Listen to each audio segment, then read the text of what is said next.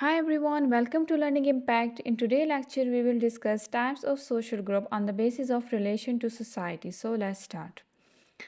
Okay, first we have to look into definition of social group. Social group was defined by the Hort and Hunt in their book titled Sociology in the way that it refers to any number of people who share consciousness of membership together and of interaction.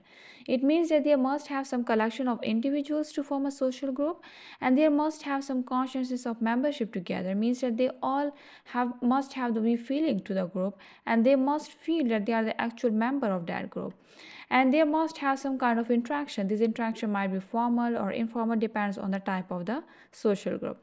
So for a social group to form, they must have the collection of people. They all must feel that they are actually the actual member of the group, and they must have some kind of social interaction. For example of the social group might be, for example, family group, which include couple and children, and also political group. It may be a collection or the number of the politicians who gather and form a kind of political group is also an example of the social group. Okay, then there are types of social group on the basis of relation to society. On the basis of relation to society means that how the particular group, how it behave, or what are the activities of that social group in a society, so how they relate themselves to the society. Now this classification, which is on the basis of relation to society, was done by the George Hassen, a sociologist, and he classified the social group on the basis of relation to society into four types. It was pro-social group, antisocial group, pseudo-social group, and unsocial group. Now we'll discuss one by one each type of social group one by one. Okay. First is the pro-social group. Pro-social group is a type of social group which works for society welfare and development and fulfill the larger interest of society of which it is a part. So, as its name indicates, pro-social means that it works for the development, for the welfare of society. It fulfill the interest, the larger interest of society. It actually promote the society progress and peace. So what are actually the larger interests of society which pro-social group might fulfill? It may include like promoting education, mostly done by the governmental organizations, reducing poverty or providing health care, or treating drug addicts. Also, it may prove helpful for the underprivileged people. They also took steps which can be useful for underprivileged people, and rehabilitation of the grievance in the society. So in this way, they actually make the society more functional. By fulfilling all these needs, they make society more functional, more stable, and more progressive. Example of the pro-social group may be governmental and non-governmental organizations like mostly NGOs.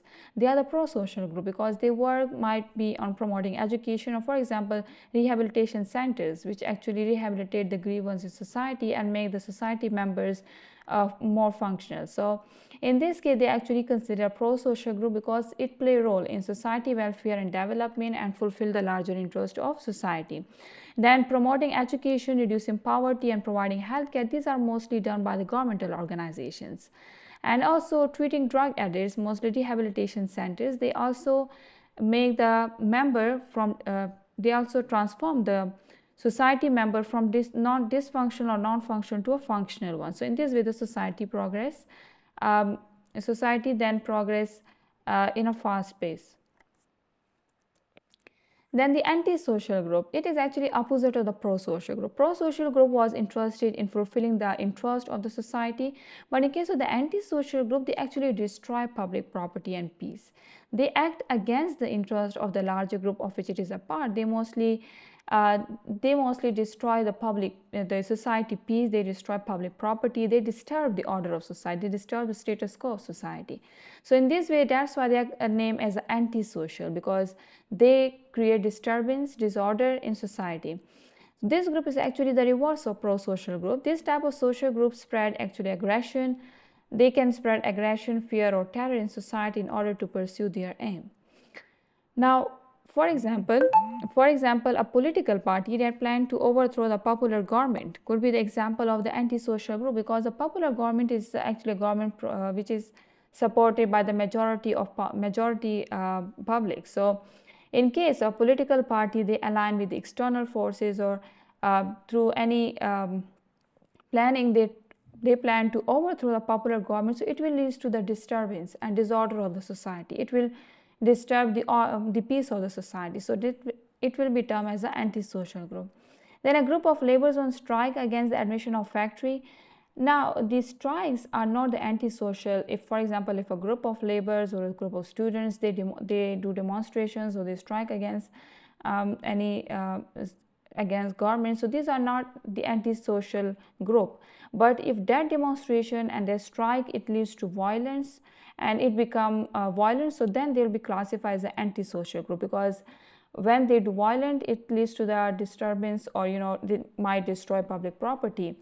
So students demonstrate in protest, when it become violent, then they will term as an antisocial group. If they do demonstration in a peaceful way, then it will be a pro-social group. People gather to demonstrate against the government, it become antisocial mostly.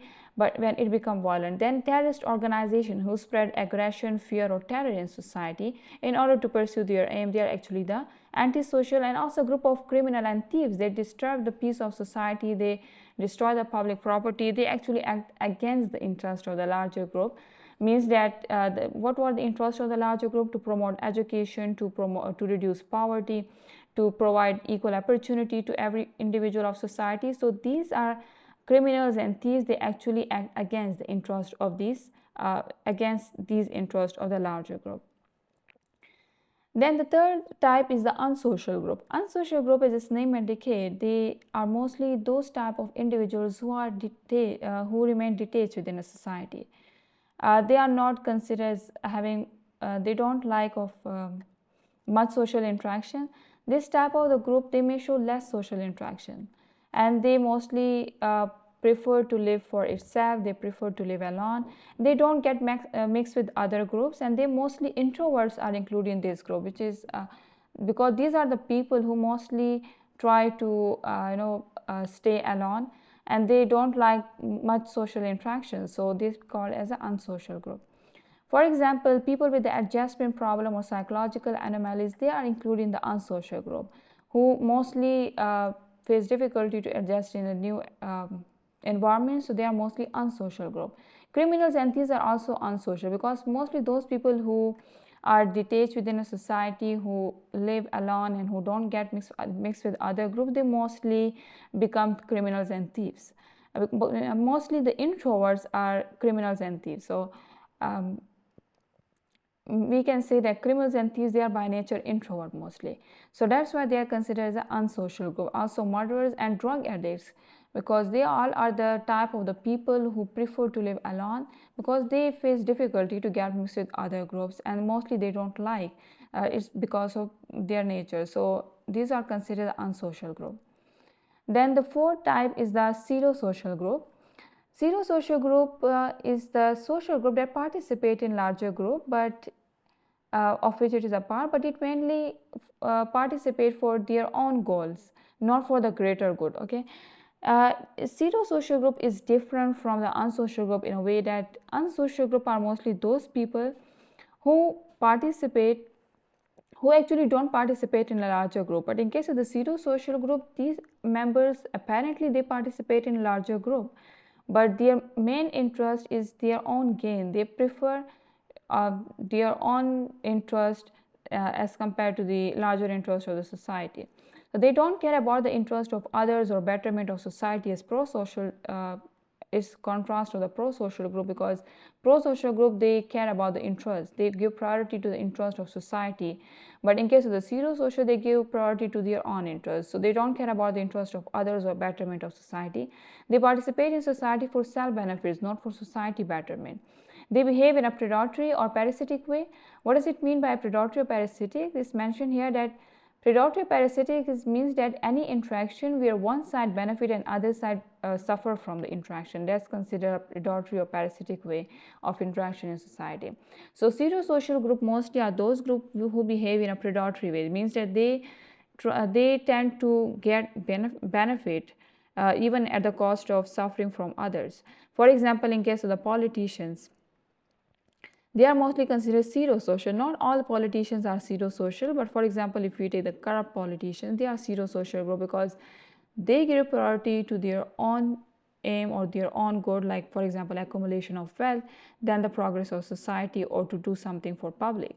So these are considered pseudo-social, because in case of the corrupt politicians, one side benefit Politicians or the political parties, they get benefit from the heavy taxes of the public. So in case the public suffer and the politicians, they get benefits. So these are considered the pseudo-social group. Now at the end, we will compare all these 4 types of the social group. In case of the purpose, if we look at all these types of the social group from the perspective of purpose, pro-social group purpose is to promote positive behavior and values, because these pro-social group work for the betterment of society, as we discussed.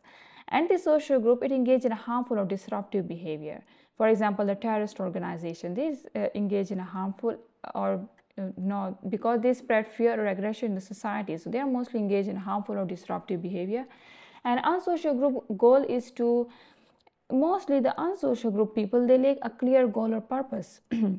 For example, as we discussed, the drug addicts, they are unsocial group. So they don't know mostly about the clear goal or purpose in their life, but they tend to stay alone and don't get mixed with other groups. Pseudo-social group pretend to have a social goal but lack genuine connection or purpose. Pseudo-social group, for example, in case of the politicians, they actually pretended to the public that yes, we have a goal that we will achieve, any criteria which they have set, but they do not, in case of if the politicians are corrupt, so they lack genuine connection or purpose of that. They just apparently show that yes, we have some certain goals which we have to achieve, but behind the scene, they are actually working for their own profit. Then behavior. In case of the pro-social group, their behavior is cooperative, helpful, and supportive. As we discussed, NGOs. NGOs work for the betterment of society. Like for example, rehabilitation centers.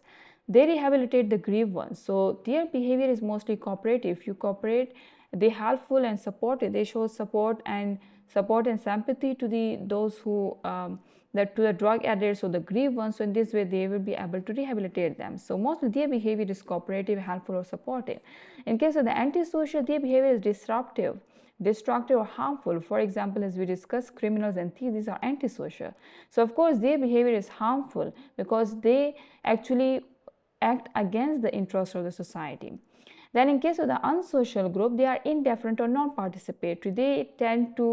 They try to not participate in any social activity, as we discussed, like for example, the drug addicts and also the criminals and thieves. Most of the criminals and thieves, they are by nature introverts. So unsocial are mostly non-participatory group. Pseudo-social group, they superficially social but lack genuine engagement. Like superficially mean they apparently tend to have some kind of social interaction, but they don't mostly like social interaction as the pro-social group did. So it is actually, in case of the pro-social group, they actually like the genuine connection or the social interaction, but in case of pseudo-social, they just do it superficial or just apparently they pretend to have some kind of social interaction, but behind the scene they actually don't like much the social interaction. Then in case of the pro-social group, their interaction is positive and cooperative because it works for the betterment of society. In case of the antisocial, their interaction is negative or confrontational. In case of the unsocial, it's minimal or indifferent. It's minimal, like they mostly do not have much kind of social interaction. In case of the pseudo-social, is superficial, lacks depth of interaction. They just interact superficially, just apparently, but they don't like to have some depth of interaction. It's actually a contrast of the pro-social in case of interaction. Pro-social they like the depth of interaction with the other, but in case of pseudo-social, they just superficially they just apparently and superficially do interaction. Then impaired, pro-social group benefits society and individuals because it works for the betterment of society. Their main purpose is to promote positive behavior and values. Antisocial, they harm society and individuals. As we discussed, murderers, criminals, thieves, these all are the antisocial group. Unsocial group, limited impact or contribution. As they are non-participatory groups, so they mostly do not have the much impact on society. For example, in case of the unsocial groups, we discuss drug addicts. So as they do not get mixed with other people, so of course their behavior don't impact mostly others. But yes, in case of looking at society as a whole, it mostly leads to the dysfunctional members of society. Then pseudo-social group, it may create an illusion of social engagement, like they just pretend that yes, they are engaging socially, but in fact they lack the depth of interaction. Then examples of the pro-social group may include volunteer groups, community services, or NGOs or governmental organizations, any group in society which work for the betterment, for promoting education, for reducing poverty, for any group which act in favor of interest of the larger group are the pro-social group. Antisocial, criminal gangs and destructive group, these are all the antisocial. Destructive group may include terrorist organizations. Unsocial group, individual who prefer solitude. In case of the pseudo-social, mostly the social media friends, they are pseudo-social. They have the superficial social engagement, but they lack the depth of interaction. They create just an illusion of the social engagement in case of the social media friends. So these are actually the pseudo-social. So this was all about the types of the social group, which was actually classified by sociology George Hassen. So this was the end of our lecture. Thank you so much for watching. Leave your questions in the comment section below, and like, share and subscribe our channel for latest lectures. Thank you.